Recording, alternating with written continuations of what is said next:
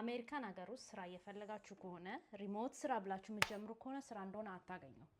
instead I'll tell you what you need to do in video like አድርጉት። ስራ እየፈለገ ላለ ሰው ሼር አድርጉ። okay, with that being said, you need to use targeted application system.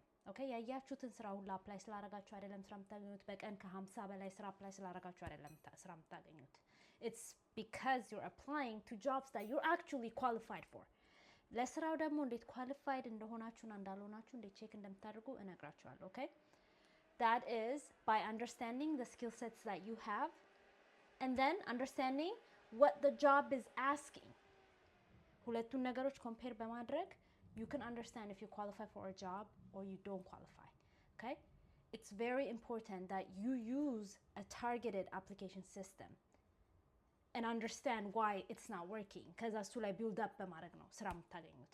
I've helped more than 15 Ethiopians land a job this year.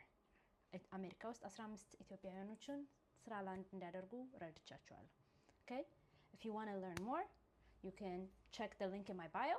At the same time, on YouTube I have videos on this topic, so subscribe to my YouTube channel as well at TT Career Coach. Okay guys, see you there. Bye.